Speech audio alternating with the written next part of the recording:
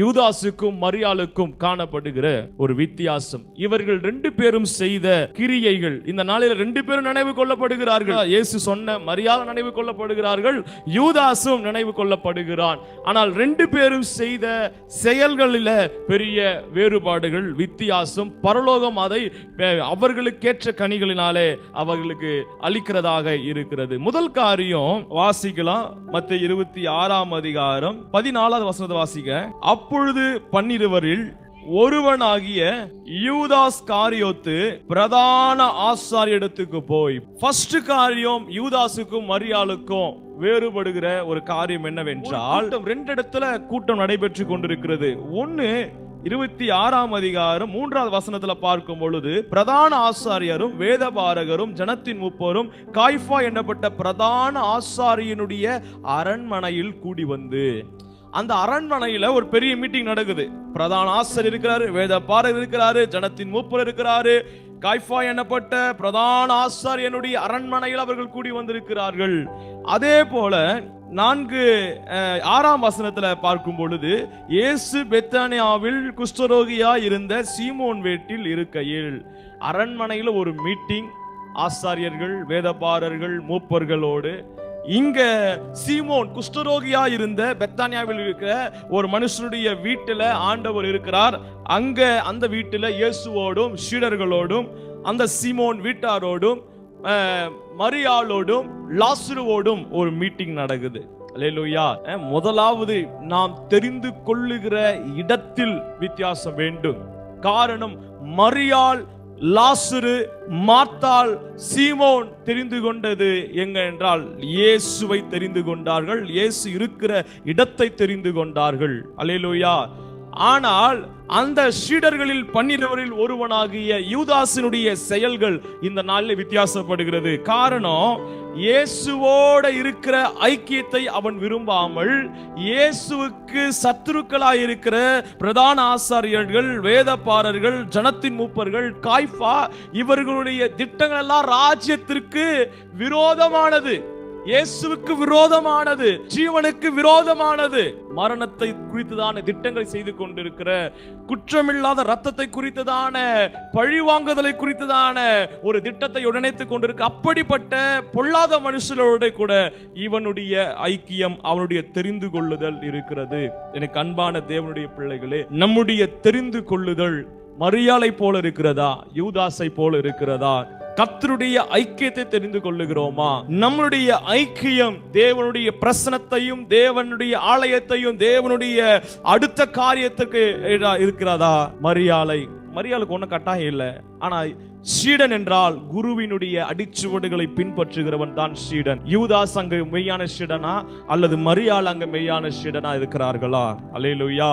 மரியாள் ஒரு மெய்யான சீடராய் அங்க இருக்கிறதை நம்மால் பார்க்க முடிகிறது. 2வது காரியம் 7ஆம் வசனத்தை வாசிங்க. ஒரு ஸ்திரீ விலையேற பெற்ற பரிமள தைலம் உள்ள வெள்ளைக்கல் பரணியை கொண்டு வந்து அவர் போஜன பந்தியில் இருக்கும் பொழுது அந்த தைலத்தை அவள் சிரசின் மேல் ஊற்றினாள். இதை நீங்க யோவான் சுவிசேஷத்துல பார்க்கும் பொழுது அந்த ஸ்திரீ யாரு? மரியாள், லாசருடைய சகோதரி. அந்த மரியாள் என்ன பண்றாங்க? விலையேற பெற்ற பரிமள தைலம் உள்ள வெள்ளைக்கல் பரணி கொண்டு வந்து ஆண்டவருடைய சிரசின் மேல ஊற்றுகிறாள்.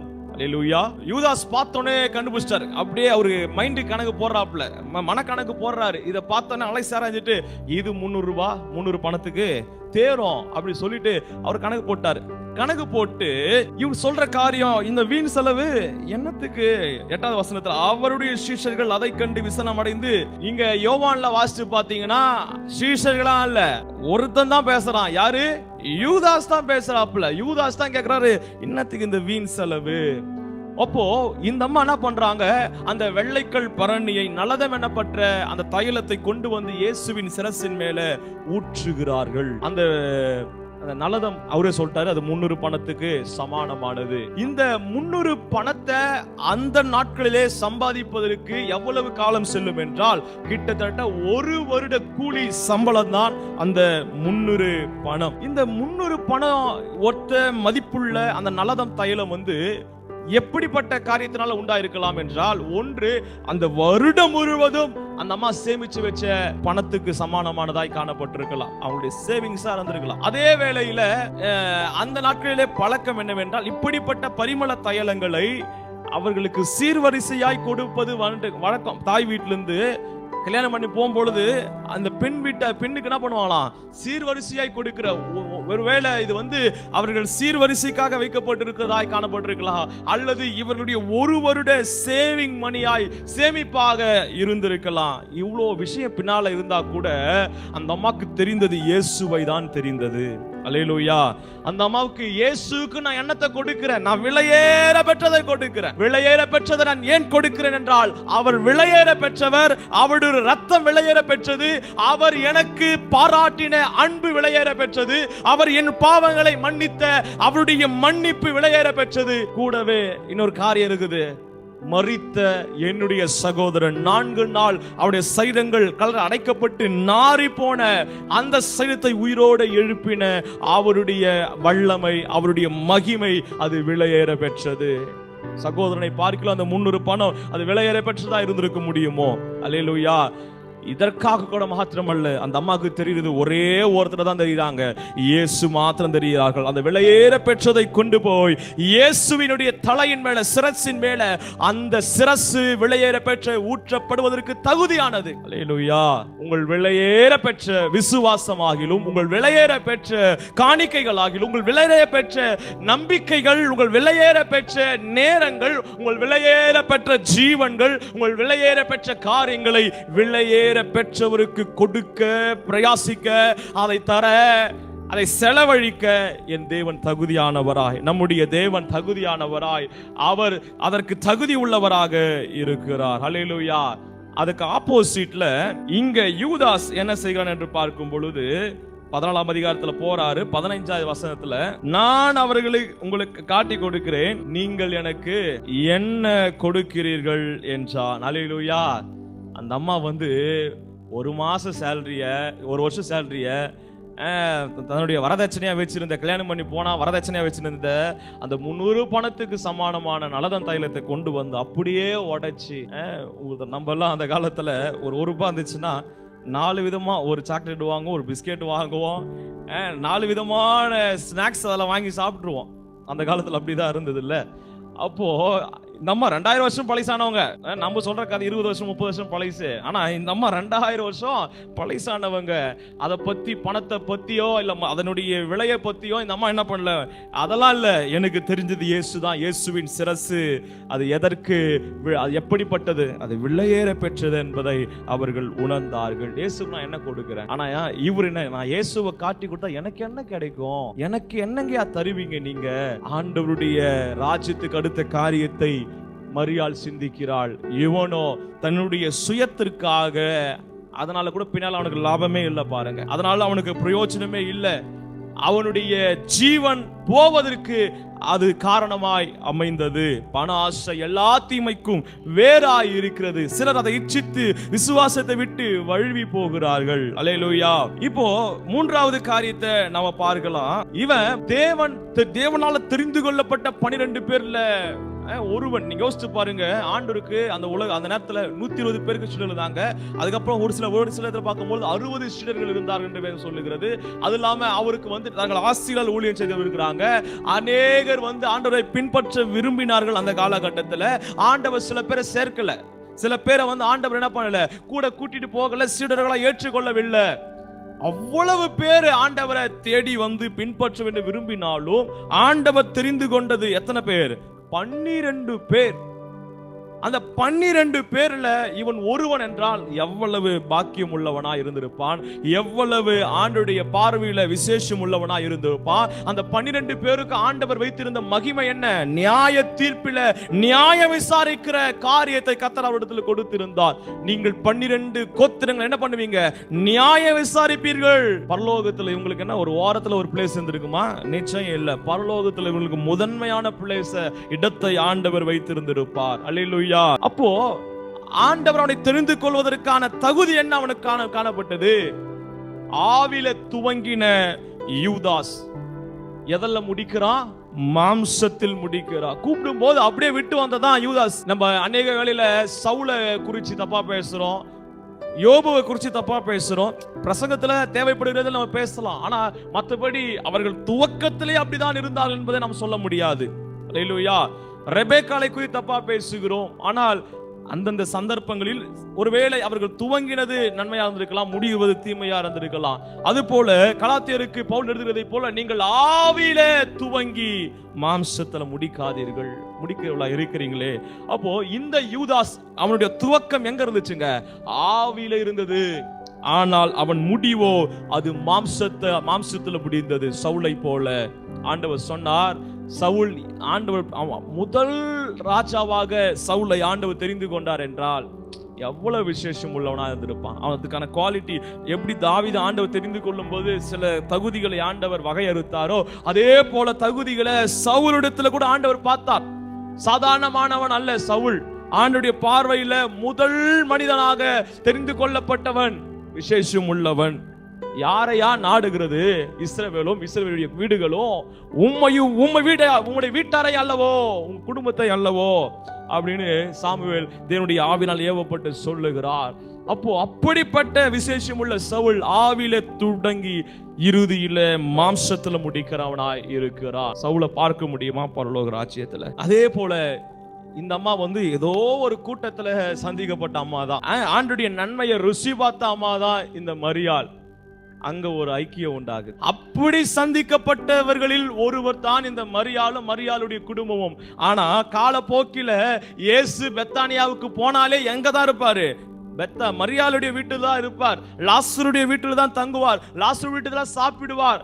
அப்படி ஒரு பிரபலமான ஒரு விசுவாசிகளாக இவர்கள் மாறி போனார்கள். அல்லேலூயா. மாம்சத்துல துவங்கின மரியாள் அந்த குடும்பம் ஆவியில முடிக்கிறதாய் இருக்கிறது. அல்லேலூயா. இன்றைக்கு தேவனுடைய ஜனமே, நாம் எல்லாம் மாம்சத்துல துவங்கி இருக்கிறோம்.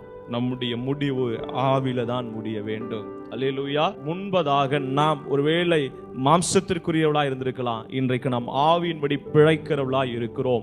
ஆவியின்படி பிழைத்தால் ஆவியின்படி நடக்கவும் கடவோம் என்று வார்த்தை சொல்லுகிறது. அப்படி என்றால் நான் உனக்கு போதித்து நீ நடக்க வேண்டிய வழியை காண்பிப்பேன், உன்மேல் என் கண்ணை வைத்து உனக்கு ஆலோசனை சொல்லுவேன். சுயமாய் ஒன்றையும் செய்யக்கூடாது, சுயமாய் ஒன்றையும் தொடக்கூடாது, சுயமாய் எதில் ஈடுபடக்கூடாது, சுயமாய் எதில் என்ன பண்ணக்கூடாது, உங்களை ஈடுபடுத்திக் கொள்ளக்கூடாது. கர்த்தருடைய ஆவியானவர் உங்களுக்கு என்ன பண்ணுவாரு? வழியை உண்டு பண்ணுகிறவராய் இருக்கிறார். அவர் உணர்த்துவார், அவர் பேசுவார், அவர் சரியாய் உங்களை நடத்துகிறவராய் இருக்கிறார். ஆவிலே பிழைத்தீர்கள் என்றால் ஆவியின்படியும் நடக்க கடவும் என்று கர்த்தருடைய வார்த்தை சொல்லுகிறது. நான்காவது காரியம், 2 பேருக்கு இருக்கிற செயல்களிலே வித்தியாசம் என்னவென்றால், இயேசுவினால் வரும் ஆதாயத்தை பார்க்கிலும் மனிதனால் வருகிற ஆதாயத்தை இவன் நாடினான். யூதாஸ் இயேசுவால என்னங்க வந்துரு போகுது அப்படின்னா, அவன் கோத்திரங்களுடைய விசாரணை கர்த்தனாக அவன் நியாயாதிபதியாய் மாற போகிறான். அவனுக்கான அந்த இடத்தை அவன் என்ன பண்ணிட்டான்? இழந்து போயிட்டான். அந்த இடத்தை யார் பெற்றுக்கொண்டது? மத்தியா பெற்றுக்கொண்டார். மத்தியாவின் பேரில சீட்டு விழுந்தது. ஆண்டுடைய அழைப்புக்கு தகுதி உள்ளவர்களாய் நாம் இருக்க வேண்டும். ஆண்டவரால வருகிற ஆதாயத்தை நாம் தேடுகிறவர்களாய் இருக்க வேண்டும். இன்னும் மரியாள் ஒரு படி அதிகமாய் போய் அவங்க என்னவா இருக்கிறாங்கன்னா, இயேசுவினால் வரும் ஆதாயத்தை கூட அல்ல, இயேசுவையே தன் ஆதாயமாய் நோக்கினாள். அல்லேலூயா. இயேசுவை இடத்துல வருகிற ஆதாயத்தை அல்ல, இயேசுவையே தன் ஆதாயமாக அவள் தேடுகிறதை நாடுகிறதை நம்மால பார்க்க முடிகிறது. 5வது வித்தியாசம் என்னவென்றால், யூதாஸ் he values money as more than Jesus. இயேசுவை பார்க்கிலும் பணத்துக்கு அதிக மதிப்பை, முக்கியத்துவத்தை அவன் கொடுத்ததை பார்க்கிறோம். ஆனால் மரியாளோ she values Jesus more than money. அவள் பணத்தை பார்க்கிலும் இயேசுவுக்கு முக்கியத்துவத்தை கொடுத்தாள். ஒருவேளை யூதாசுக்கு பணம் என்றால் நமக்கு என்ன? தேவனுடைய ஜனமே, ஒருவேளை என்ன, ஒரு சில பேருக்கு தூக்கமா இருக்கலாம், ஒரு சில பேருக்கு பெருமையா இருக்கலாம், ஒரு சில பேருக்கு மேட்டிமையா இருக்கலாம், ஒரு சில பேருக்கு உணவா இருக்கலாம், ஒரு சில பேருக்கு உலக சிற்றின்பங்களா இருக்கலாம். எதற்காக ஆலயத்துக்கு வராமல் இருக்கிறோம்? அநேக நேரத்துல பாருங்களேன், இப்படி எல்லாம் ஒரு பிரசங்கம் பண்றேன்னா வந்தவங்க கிட்ட தான் வராதவங்களை பத்தி பேச வேண்டியதா இருக்குது. ஆனா இன்னைக்கு கொஞ்சம் எக்ஸ்பேண்ட் ஆகுது. இருக்கிற 30 பேரை பார்க்கலாம், இன்னும் கூட இன்னும் ஒரு 30 பேரை நான் எதில் பார்க்க முடியும்? லைவ்ல பார்க்க முடிகிறது. தினமும் ஒரு 30-40 பேர் ஆராதனையை பார்க்கிறார்கள். அல்லேலூயா. வரும் 40,000 பேர் பார்க்கிற ஒரு காலகட்டமோ வரும். அல்லேலூயா. வந்துக்கிறவங்கள பார்த்து தான் வராதவங்களை பத்தி பேச வேண்டியது ஒரு கட்டாயமாக இருக்கிறது. அல்லேலூயா. இன்னைக்கு இயேசுவை பார்க்கிறோம், ஆலயத்தை பார்க்கிறோம், ஆராதனைகளை பார்க்கிறோம், பரிசுத்தங்களை பார்க்கிறோம், தேவனுக்காய் நாம் பாராட்டுகிற பக்தி வைராங்களை பார்க்கிறோம். எதை நாம் முக்கியத்துவப்படுத்துகிறோம், அந்த இடத்துக்கு வேற எதையும் முக்கியத்துவப்படுத்தாதீங்க. உங்களை மதிப்பிழக்க பண்ணுகிறதா இருக்கும். கர்த்தரிடத்துல உங்களுக்கு இருக்கிற ஒரு மதிப்பை அது இழக்க பண்ணுகிறதா இருக்கும். உங்களுக்காய் தேவன் வைத்திருக்கிற இடத்தை அதை விட்டு நம்மளை எடுத்து போடுகிறதா இருக்கும். எப்போ பணத்தை யூதாஸ் அவன் முன்பதாக இயேசுவை பார்க்கிலும் அதிகமாக நினைத்தானோ, இயேசுவோடு இருக்கிற ஐக்கியத்தை பார்க்கிலும் ஆதாயத்தை வேறெங்க தேடினானோ, அப்பொழுதே சீடருக்கான அந்த இடத்தை அவன் இழந்து போய் தரம் இழந்து போனதை பார்க்க முடிகிறது. ஆனால் மரியாளோ அப்படி அல்ல. தன்னுடைய பணங்களை பார்க்கிறோம், தன்னுடைய சேமிப்புகளை பார்க்கிறோம், தன்னுடைய எதிர்காலத்தை குறித்துதான ஆதாயத்தை பார்க்கிறோம். இயேசுவை அதிக மதிப்புள்ளவராக அவர் நினைத்தார், செயல்படுத்தப்பட்டார். அல்லேலூயா. ஆறாவது காரியம் என்ன வித்தியாசத்தை நம்ம பார்க்கிறோம் என்றால், அவன் சொன்னான் 8வது வசனத்துல, அவர்கள் சீஷர்கள் அதை கண்டு விசனம் அடைந்து இந்த வீண் செலவு எண்ணத்திற்கு. மரியாள் செய்கிற இந்த காரியத்தை அவனுடைய பார்வையில வீண் செலவா இருந்தது. யாரு வீண் செலவு அப்படின்னு சொல்லுகிறவர் என்றால், இயேசுவை வித்து பணம் பார்க்க நினைக்கிற யூதாஸ் நினைக்கிறார் வீண் செலவு. அப்போ இப்படிப்பட்ட கிரிட்டிக்ஸ், இப்படிப்பட்ட நம்மை குறித்துதான குற்றங்களை சொல்லுகிறவர்கள், அடையாளப்படுத்துகிறவர்கள், நம்ம நியாயம் இருக்கிறவர்கள், அப்படிப்பட்டவர்களுடைய கமெண்ட்ஸ, ஃபீட்பேக்கை, அவர்கள் சொல்லுகிற நம்மளை குறித்துதான காரியங்கள் என்ன பண்ணாதீங்க, ரொம்ப மண்டையில போட்டு ஏத்திக்காதீங்க. கர்த்தர் அதை வித்தியாசமாய் பார்க்கிறார். அல்லேலூயா. இப்படிப்பட்ட காரியங்களை நான் அதிகமாய் விரும்புகிறேன், தேவனிடத்துல கேட்கிறேன். ஆண்டவரே, இதையெல்லாம் நான் என்ன பண்ணக்கூடாது, என் மைண்ட்ல போட்டு குழப்ப கூடாது. உங்களுக்கு தெரியும் என் ஊழியம் என்ன, நான் யார் என்பதை, என்னை நீர் என்னவாய் நடத்துகிறீர், என்னை என்னவாய் உருவாக்குகிறீர், எப்படி என்னை பயன்படுத்துகிறீர் என்பதை உமக்கு தெரியும் ஆண்டவரே. எந்த மனிதர்களுக்கும் நான் நிரூபிக்க வேண்டிய கட்டாயம் இல்லை, அல்லது அவர்கள் சொல்லுகிற விமர்சனங்கள் அதை புரிந்து கவலையை நான் அற்றிருப்பேன். அல்லேலூயா. அவங்க சொல்றாங்க அது வீண் செலவு, அவர்கள் சொல்லுகிறார்கள் இந்த ஊழியம் வீண் என்று, அவர்கள் சொல்லுகிறார்கள் இந்த பிரசங்கங்கள் வீண் என்று, அவர்கள் சொல்லுகிறார்கள் உங்கள் ஆலயத்தினுடைய ஆராதனையின் வருகை வீண் என்று. சொல்லுகிறவர்களுக்கு ஆலயத்தில் வருவதற்கு விருப்பம் இல்லாதவர்கள், 40 நாள் ஆராதனைக்கு வந்தவர்கள் சொல்ல மாட்டார்கள் நீங்க வந்தது பிரயோஜனமற்றது. ஆனா வர ஒரு நாள் கூட எட்டி பார்க்காதான் சொல்லுவாங்க, என்னத்துக்கு 40 நாள் சர்ச்சைக்கு போய் நிற்கிறேன். அல்லேலூயா. ₹1 காணிக்கை வைக்காதவர்கள் தான் சொல்லுவாங்க, என்னத்துக்கு காணிக்கை இப்படி கொடுக்கிற. ஆனா கொடுக்கிறவர்கள் என்ன பண்ண மாட்டாங்க, சொல்ல மாட்டார்கள். அல்லேலூயா. இவ பணப்பைய கையில வைத்து கொண்டிருந்தாலும் ஆதாயத்தை, மனிதனிடத்தில் வருகிற ஆதாயத்தை இயேசுவே விற்று பணமாக்க நினைத்தவன் அவன் சொல்றான் இது வீண் செலவு. ஆனா அந்த அம்மா அப்படி அல்ல. 10வது வசனத்துல இவள் செய்தது வீண் செலவு அல்ல. 10வது வசனத்துல இயேசு அதை அறிந்து அவர்களை நோக்கி, நீங்கள் இந்த ஸ்திரீயை ஏன் தொந்தரவு படுத்துகிறீர்கள், என்னிடத்தில் நற்கிரியை செய்திருக்கிறார். அல்லேலூயா. அவங்க வீண் செலவுன்னு விமர்சனம் கொடுக்கட்டும், கர்த்தர் சொல்றார் இது நற்கிரியை. அல்லேலூயா. நற்கிரியை என்று கர்த்தருடைய கண்கள் பார்க்கிறது, பரலோகம் அங்கீகரிக்கிறது, பரலோகம் இதை நற்கிரியை என்று சொல்லுகிறது. அப்படி என்றால் அவனுக்கு ஆப்போசிட் அவன் துர்க்கிரியை செய்திருக்கிறான் என்று பொருள். 7வது காரியம் என்ன வித்தியாசம் என்னவென்றால், ஆண்டவர் சொன்னார், 12வது வசனத்தை வாசிக்கலாம். இவள் இந்த தைலத்தை என் சரீரத்தின் மேல் ஊற்றினது என்னை அடக்கம் பண்ணுவதற்கு எத்தனமான செய்கையா இருக்குது. இதுல வித்தியாசம் இல்ல, 2 பேருமே அவரை அடக்கம் பண்ணுவதற்கு தான் எத்தனமான செய்கையை செய்கிறார்கள். ஆனால் நோக்கம் வித்தியாசமானது. அல்லேலூயா. ரெண்டு பேருமே ஆண்டவரை அடக்கம் பண்ணுவதற்கு எத்தனமான செய்கையை தான் செய்து கொண்டிருக்கிறார்கள். இந்த விஷயத்துல மரியாளை பார்க்கலாம் யூதாஸ் ரொம்ப இதுல ஸ்ட்ராங்கான ஆளு. ஆண்டவர் அடக்கம் பண்ணுவதற்கு எத்தனமான கிரியை செய்கிறது, ரொம்ப நெருக்கமாக பலமான காரியத்தை செய்கிறது யார் தான்? யூதாஸ் தான். ஆனா தவறான நோக்கத்தை உடையவனாக இருக்கிறான். மரியாளோ அப்படி அல்ல, தான் செய்கிறது என்னதென்பதே அறியாமல் நற்கிரியை செய்கிறாள். ஆண்டவர் சொன்னார், என்னை அடக்கம் பண்ணுவதற்கு எத்தனமான ஒரு செய்கையாய் இருக்கிறது. அல்லேலூயா, அல்லேலூயா. நீங்க ஒரே காரியத்தை செய்தாலும் நோக்கம் கர்த்தருடைய இருதயம் விரும்புகிறதும் தேவ சித்தம் விரும்புகிறதும் ஆண்டவர் அங்கீகரிக்கிறதுமான நோக்கமாக இருப்பதாக. அல்லேலூயா. ஆனால் கூலி என்ன? ரெண்டு பேர் ஒரே காரியத்தை செய்தாலும் நோக்கம் வித்தியாசப்படுகிறது. நோக்கம் வித்தியாசப்பட்டதினாலே கூலியும் வித்தியாசப்படுகிறது, அதனால் வருகிற பலனும் வித்தியாசப்படுகிறது. எட்டாவது காரியமாக என்னவென்றால், அவன் அநீதியினுடைய கூலியை பெற்றான். யூதாஸ் என்ன பெற்றுக்கொண்டான்? அநீதியின் கூலியை. என்ன அநீதியின் கூலியை பெற்றுக்கொண்டான்? அதுக்கப்புறம் அவருக்கு குற்றமுள்ள மனசு குறுகுறுக்குது. எத்தனையோ நான் சொல்லியிருந்தால் நான் மறுபடியும் சொல்ல விரும்புகிறேன். ஒரு இடத்துல நான் விபிஎஸ் நடத்த போயிருந்தேன். 7 நாள் முடிந்தது. 7 நாள் அந்த சபையில் இதுவரைக்கும் இல்லாத அளவுக்கு அந்த விபிஎஸ் எல்லாம் நடந்ததுன்றத நிறைய கமெண்ட்ஸ் கேள்விப்பட்டேன். நிறைய பேர் சொன்னாங்க. சொல்லி முடித்ததுக்கு என்பதாக அங்கிருந்த எத்தனை பேர் ஆசிரியர் தான்? கிட்டத்தட்ட 22-24 பேர் ஆசிரியர்கள் அந்த விபிஎஸ் இருந்தாங்க. அப்ப எத்தனை ஸ்டூடெண்ட் இருந்து பாருங்க, எத்தனை வகுப்புகள் இருந்திருக்குன்னு யோசிச்சு பாருங்க. அவ்வளவு பேர் இருக்கிறாங்க. அதுல ப்ரொஃபசர்ஸ்ல இருந்து HMல இருந்து நிறைய பேர் இருக்கிறாங்க. அதுல 3rd இயர் காலேஜ் படிக்கிற ஒரு சகோதரி ஆராதனை அந்த 7th டே ப்ரோக்ராம் முடிந்த உடனே, கலை நிகழ்ச்சி முடிந்த உடனே என் கையை பிடிச்சின்னு அழுது. அந்த பாப்பா, ஏம்மா அழுற, கையை விடுமா, ஏன்னா பார்த்தா தப்பா நினைக்க போறாங்கம்மா அப்படி சொல்லும் பொழுது, அண்ணா எங்களை மன்னிச்சிடுங்கண்ணா. இது நான் ஏம்மா உங்களை மன்னிக்கணும்? அண்ணா இல்லண்ணா, நீங்க வந்த அந்த 1-2 நாள்லயே நீங்க ரொம்ப எங்களை என்ன பண்றீங்க, கடினமா நடத்துறீங்க. உங்க கண்ட்ரோல்லே எங்களை வச்சுக்கிறீங்க.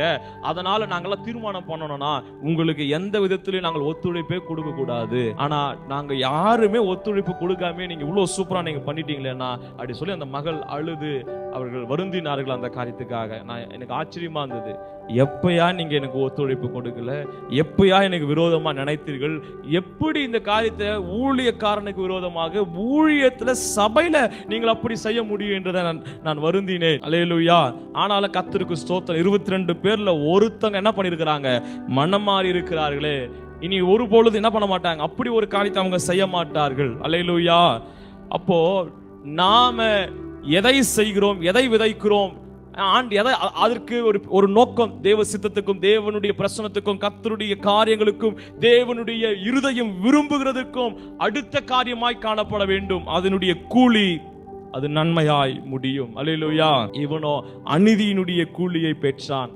அதுக்கப்புறம் மனம் கசந்து குற்றமில்லாத ரத்தத்தை போய் நான் காட்டி கொடுத்துட்டேனே அப்படி சொல்லி அந்த எத்தனை 30 வெள்ளி காசுகளை கொண்டு போய் வாங்கினவங்க கிட்ட கொடுக்கும் பொழுது, அது எனக்கு தெரியாது அப்படின்றாங்க. கை கழுவி விழுட்டாங்க.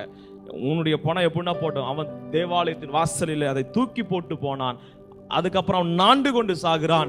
அதுக்கப்புறம் அந்த பணத்தை வைத்து என்ன பண்றாங்க, ஒரு நிலத்தை வாங்குகிறார்கள். அது ரத்த பூமியா இருந்தது. அனாதையா இருந்து மரிக்கிறவர்களை அங்க அடக்கம் பண்ணுவதற்கு பண்ணாங்க. அதுக்கப்புறம் பெரிய ஹிஸ்டரி அந்த நிலத்துல இருக்குது.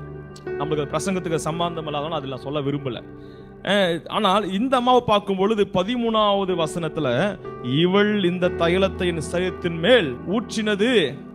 13, இந்த சுவிசேஷம் இந்த உலகத்தில் எங்கெங்கே பிரசங்கிக்கப்படுமோ அங்கெங்கே இவளை நினைப்பதற்காக இவள் செய்ததும் சொல்லப்படும் என்று மெய்யாகவே உங்களுக்கு சொல்லுகிறேன். சுவிசேஷத்துல இந்த அம்மா இன்க்ளூட் ஆகலாம். சுவிசேஷத்துல இந்த அம்மாவை குறித்து சொல்லப்படுவான் அப்படின்னு இயேசு சொல்றார். சுவிசேஷம் என்றால் என்ன? இயேசுவை பிரசங்கிப்பதே சுவிசேஷம். ஆனா ஆண்டவர் சொல்லுகிறார், இவளை குறித்தும் பிரசங்கத்துல கூட்டப்படும், சொல்லப்படும். அல்லேலூயா. நீங்க தேவ ராஜ்யத்துக்கும் தேவனுடைய சித்தத்துக்கும் அடுத்த காரியத்தை செய்யும் பொழுது பரலோகம் நினைவு கொள்ளுகிறதாக இருக்கிறது. நினைவு கொள்ள வேண்டும் என்பதை இயேசுவே, பரலோகமே அதை செயல்படுத்துகிறதாக நம்ம பார்க்க முடியும். கொர்நேலியுடைய ஜெபங்கள், பயபக்திகள், தான தர்மங்கள், பரலோக ராஜ்யத்தில் அது நினைப்பூட்டுதலாய் இருந்தது. தன் வேலைக்காரனுடைய சுகத்துக்காக வேண்டின அந்த 100க்கு அதிபதி அவன் என் வேலைக்காரனை சொஸ்தப்படுத்தும், என் வீட்டுக்கு வரதற்கு நான் தகுதி இல்லை, ஒரு வார்த்தை சொல்லு என் வேலைக்காரன் சொஸ்தமாவான்னு சொன்ன உடனே சீடர்கள் பொதுவாக யாருன்னா இப்படி வியாதியா இருக்கிறாங்க, பிரச்சனையா இருக்கிறாங்க, ஜெபிங்கன்னு சொன்னா அவங்க சீடர் என்ன பண்ணுவாங்க சொல்லுங்க? அந்த பத்திமே கேக்குறான், தாவீதின் குமாரனே இறங்குன்னு சொன்னவனே என்ன சொல்றாப்ல? சீடர்கள் அதட்டுகிறார்கள். ஒருத்தனையும் ஆண்டவர் பக்கம் என்ன பண்றாங்க? சேர்க்கல. அதட்டுகிறார்கள். சின்ன பையன் கிட்ட அதட்டுறாங்க. அப்படி நீங்க பல தரப்பட்ட இடத்துல நீங்க பார்க்க முடியும். சீடர்கள் இயேசுவோட கூட இப்படி சாதாரண மனிதர்கள், பலவீனமானவர்கள், பார்வையற்றவர்கள், ஊனமுற்றவர்கள், வியாதியாய் உள்ளவர்கள், சிறு பிள்ளைகள், அசட்டை பண்ணப்பட்ட இயேசுவை தேடும் பொழுது, கூப்பிடும் பொழுது சீடர்கள் வழக்கமா என்ன பண்ணுவாங்க? அதட்டுகிறவர்கள். ஆனா இப்போ அதே சீடர்கள் சிபாரிசு பண்றாங்க, ரெக்கமெண்ட் பண்றாங்க இந்த 100க்கு அதிபதி. காரணம் என்ன தெரியுமா? அவங்க சொல்லுகிறாங்க, ஆண்டவரே நீர் இந்த உதவியை, உபகாரத்தை செய்வதற்கு இவன் பாத்திரவான். எப்படியா பாத்திரவான் கேட்கும் பொழுது, இவன் நம்முடைய ஜனத்தை நேசிக்கிறவன். போர் சேவகன், ஆயக்காரன் எப்படி யூதர்களை சார்ந்தவர்களோ, போர் சேவர்கள் 100க்கு அதிபதி ரோமர்களை சார்ந்தவர்கள், ஆட்சியாளர்களை சார்ந்தவர்கள், வேற இனத்தை சார்ந்தவர்கள். அவன் வேற இனமாகவே இருந்தாலும் யாரை நேசிக்கிறானா? யூத ஜனத்தை நேசிக்கிறான். இன்னும் அவர்கள் தொழுகை செய்வதற்கு, ஆராதனை செய்வதற்கு இவர் எதை கட்டி கொடுக்கிறாரு?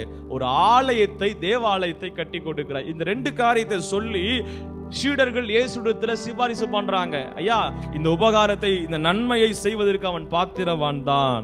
எனக்கு அன்பானவர்களே, கர்த்தருடைய சமூகத்துல ஆண்டவருக்காக நாம் நற்கிரியைகளை நாம் செய்யும் பொழுது நிச்சயம் பரலோகம் நமக்கு சிபாரிசு செய்யும்.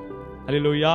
நிச்சயம் ஆண்டவர் நம்முடைய வேண்டுதல்களுக்கு அவர் செவி கொடுக்கிறவராக இருக்கிறார்.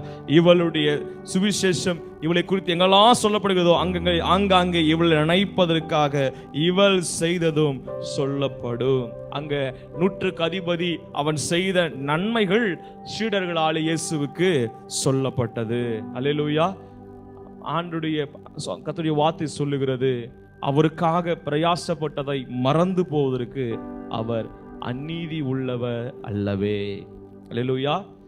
அப்படிப்பட்ட தெய்வம் நம்முடைய ஆண்டவர் அல்ல. அவர் மறவாமல் நினைக்கிறவர், நினைத்து பதில் தருகிறவர். அல்லேலூயா.